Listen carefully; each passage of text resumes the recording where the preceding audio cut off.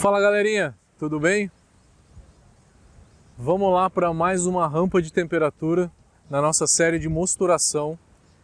E no vídeo de hoje a gente vai falar sobre uma rampa de temperatura onde que a gente quebra os beta-glucanos.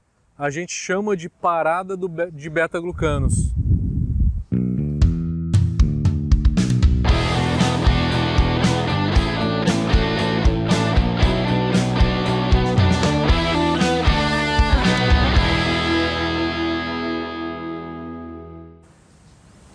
E o que faz essa parada de beta-glucanos?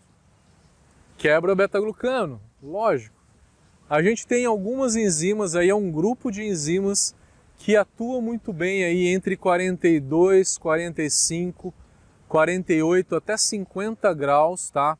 Mas a gente fala que o ideal é 45 graus, onde a gente tem a quebra do beta-glucano.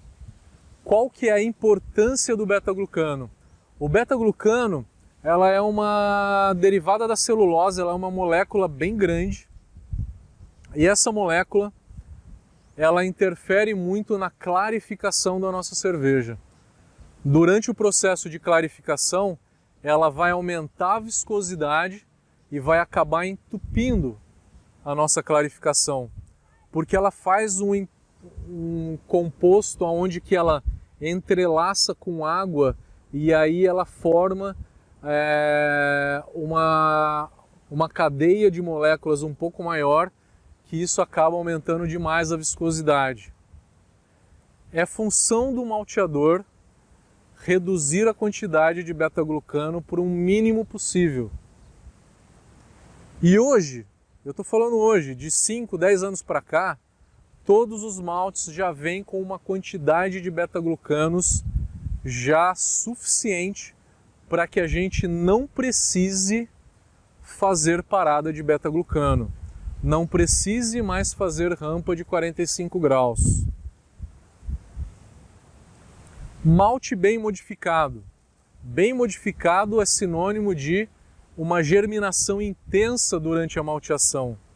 É durante a malteação que o malteador ele deixa com que o malte germine bastante e a intensidade dessa germinação vai fazer com que a beta-glucanase, que é a enzima que quebra o beta-glucano, durante a produção do malte, venha a quebrar o beta-glucano durante a produção do malte, para que o cervejeiro não precise fazer a rampa de beta-glucano, a parada de beta-glucano a 45 graus.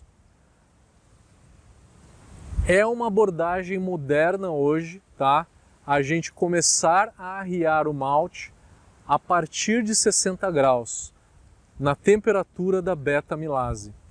Vem sido muito utilizado hoje na própria Alemanha, tá? Quando eu estive lá, em 2013, quando eu estudei na Alemanha, eu vi muito disso lá, onde que eles começam arriando esse malte a 62, 64 graus para fazer a beta-amilase atuar, tá? Então todo o malte hoje ele vem com uma quantidade de beta-glucanos já ok, mínima, para fazer com que... Dá tchau para eles ali. Todo o malte hoje já vem com uma quantidade de beta-glucanos já ok, para eu não ter que fazer mais essa temperatura de 45 graus. Qual que é essa quantidade? O aceito é que a quantidade de beta-glucano seja menos do que 180 ppm. Os maltes hoje vêm por volta de 110, 120 ppm. Inclusive os maltes nacionais, tá? Inclusive os maltes nacionais vêm com uma quantidade de beta-glucano por volta de 110, 120 ppm. Então eu não preciso fazer a parada de beta-glucano com um malte bem modificado, com uma qualidade boa, que nem tem esses maltes, tá? Inclusive os maltes nacionais, argentinos, uruguaios, não preciso nem falar dos maltes importados, né? Historicamente,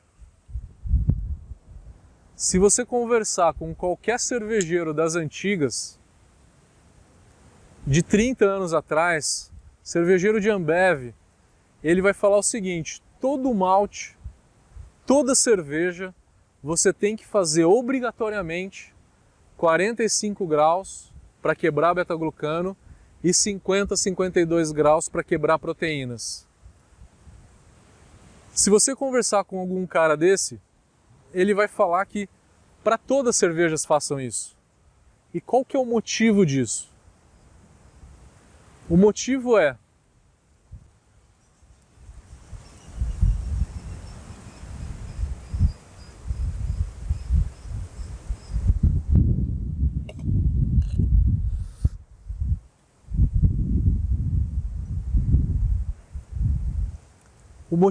que antigamente todos esses maltes eles eram mal modificados.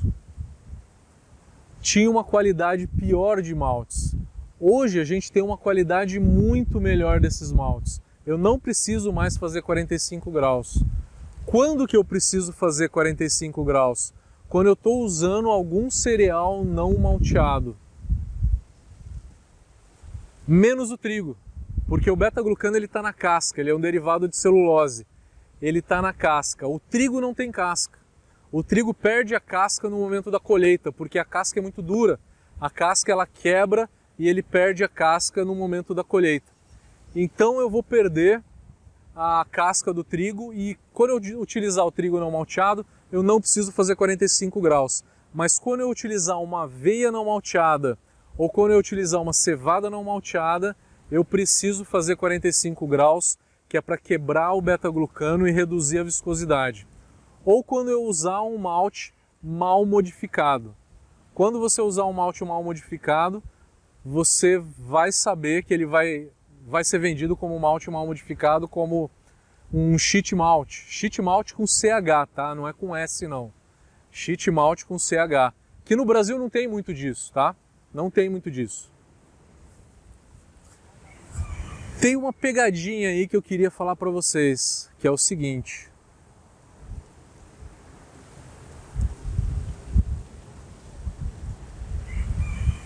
Na hora que a gente faz a rampa de 45 graus, você acha que você zerou todo o beta-glucano, né? Se você deixar 15 minutos, você quebrou todo o beta-glucano solúvel. Mas falta o beta-glucano insolúvel. O que vai acontecer? Na hora que eu subir a temperatura para por volta de 60 graus, eu tenho uma enzima que atua por volta de 60 graus, que é a mesma temperatura da beta-amilase. Essa enzima chama beta-glucanase solubilase. Trocando em outras palavras, é uma enzima que vai solubilizar o beta-glucano que antes não estava solúvel, que vai quebrar, vai solubilizar o beta-glucano que estava aderido à casca do malte. Daí a minha quantidade de beta-glucano vai aumentar. Eu já estou a 60 graus. Eu não consigo mais baixar essa temperatura para 45 para fazer com que a beta-glucanase quebre esse beta-glucano que agora ficou solúvel. Eu preciso de uma enzima que atue a 62 graus.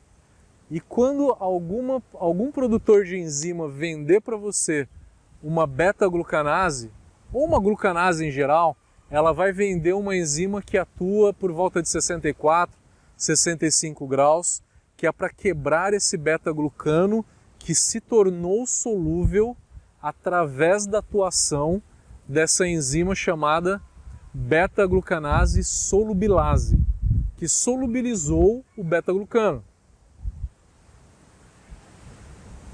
Então, o que eu quero dizer é o seguinte: se você está utilizando uma quantidade grande de cevada não malteada, não adianta grande quanto? Qual que é o limite?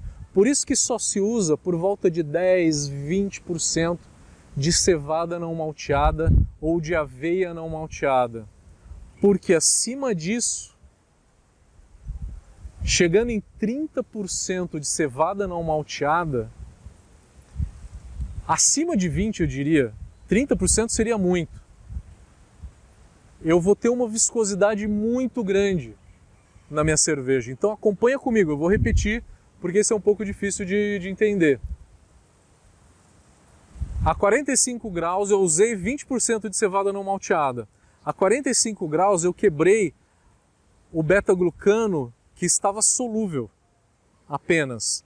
Na hora que eu cheguei em 62 graus para fazer a beta-amilase, eu vou solubilizar o beta-glucano que estava insolúvel antes.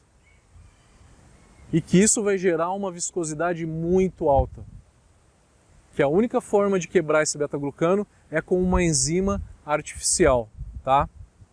Isso é uma pegadinha, é um pontinho, né, um quezinho aí a mais se você for utilizar uma quantidade grande de cevada não malteada.